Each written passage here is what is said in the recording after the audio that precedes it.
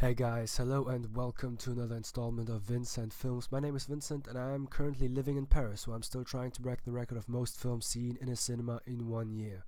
You'll have to excuse me, but I am sick. My nose is running, I've got some throat ache, etc. etc. So I'll make it quick. This is the end of week 28 and I saw 10 films, I think, reaching 399 films seen, almost 400, didn't make it. I'll make it tomorrow. And it's been okay. It's been a slow week, only 10 films because I wasn't here this weekend, so I had to make do with all the other days. But I still got to see some interesting films, especially films by Alfred Hitchcock from 1930, 31. You had Murder and Rich and Strange, which were great films. Murder being a crime thriller,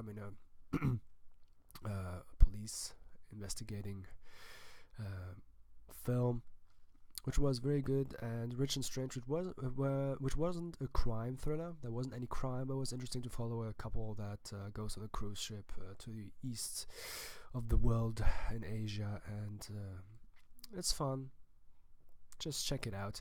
But other than that, I saw also new releases, especially a film called It that you might have heard of, made a truckload of money in the United States and was rather successful over here as well in France. I mean, when I went to see it, the screening was almost full.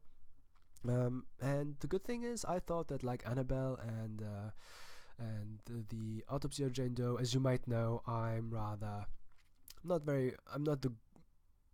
right demographic for horror movies. I tend to watch horror movies like this with a hand in front of myself, but in this instance I didn't need it.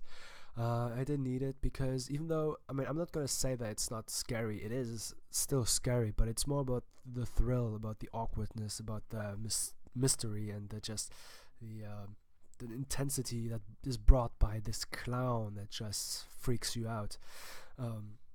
It was a great film because there was a real story, and the characters, the kids, were very good actors and had great chemistry with some funny dialogues and personalities that I can only recommend you go see. Even if you're not a horror film fan or if you get scared easily, I'd say this is one of those horror movies that is the most suited to people who don't like horror movies, because I don't like to be frightened with stupid jump scares and just gore stuff. This isn't it. But otherwise, I saw another good film that won the jury prize at the Cannes Festival, a Russian film directed by Andrei Zviaguintsev. Sorry if I'm mispronouncing this, and I think the English title is Loveless. The French title was Faute d'amour.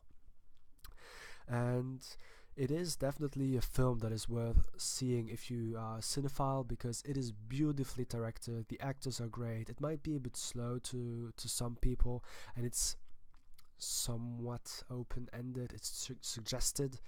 It follows the story of this couple who gets a divorce, and they have a child who's 13, 14 years old, and neither of them want to have the guardianship of this child, because I never wanted the kid to begin with. And the child hears them fighting, and so just decides to run away and disappear. And then you follow each parent living their lives that they're reconstructing while getting the divorce, and then having to deal with the disappearance and what it means to them. It was a rather good film, intense to some points. That was it for this week. Thanks for watching. Sorry for my little slow voice. I'll talk louder next week. There's several great things that are coming up. Actually, it's the week after. They'll have Kingsman and Blade Runner. It's going to be a great week, but next week there's still, I don't remember my schedule right now, but I know that there are going to be several films that I can talk about next week. Have a good evening, and thanks for tuning in. Salut!